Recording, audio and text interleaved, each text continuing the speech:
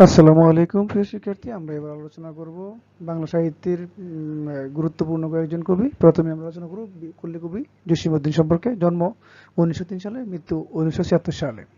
এই পর্যায়ে দেখব তার রচিত কবর কবিতাটি মাত্রাবৃত্ত চন্দ্র রচিত।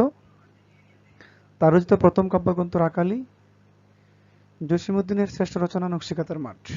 কবর কবিতাটি প্রকাশিত হয় কল্লোল পত্রিকায়।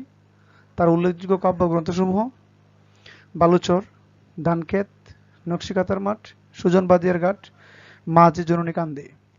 তার উল্লেখযোগ্য ভ্রমণ কাহিনী: চলো মুসাফির, হলদেপুরীর দেশে, যে দেশে মানুষ বড়।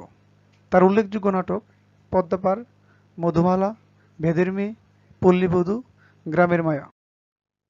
এবার যা দেখব মানিক বন্দ্যোপাধ্যায়। জন্ম 1908 খ্রিস্টাব্দে, মৃত্যু 1956 খ্রিস্টাব্দে। মানিক বন্দ্যোপাধ্যায়ের রচিত প্রথম উপন্যাস জননী। তার রচিত উল্লেখযোগ্য উপন্যাস পদ্মা নদীর মাঝি। তার মনস্তাত্ত্বিকমূলক উপন্যাস পুতুল নাচের ইতিকথা। পদ্মা নদীর মাঝি চলচ্চিত্র নির্মাতা গৌতম ঘোষ। তার উল্লেখযোগ্য উপন্যাস জননী, দিবারাত্রির কাব্য, পুতুল নাচের ইতিকথা, পদ্মা নদীর মাঝি, ইতিকথার পরের কথা। এই পর্যায়ে দেখব বুদ্ধদেব বসু। জন্ম 1908 খ্রিস্টাব্দে, মৃত্যু 1974 খ্রিস্টাব্দে। রবীন্দ্রনাথের উপর বাংলা সাহিত্যের সব্যসাচী লেখক বলা হয় বুদ্ধদেব বসুকে। বাংলা সাহিত্যের আধুনিকবাদী পঞ্চপাণ্ডবের একজন ছিলেন বুদ্ধদেব বসু।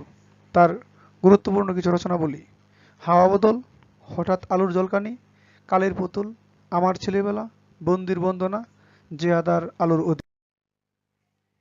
এ পর্যায়ে দেখব বেগম সুফিয়া কামালের গুরুত্বপূর্ণ রচনা।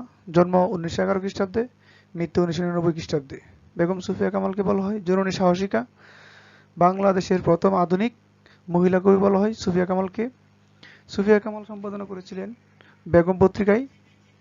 তার উল্লেখযোগ্য কাব্যগ্রন্থগুলো হলো সাজের মায়া, উদাত্ত পৃথিবী, মায়া কাজল, অভিযাত্রিক এবং তার উল্লেখযোগ্য স্মৃতিকথা একাত্তরের ডায়েরি।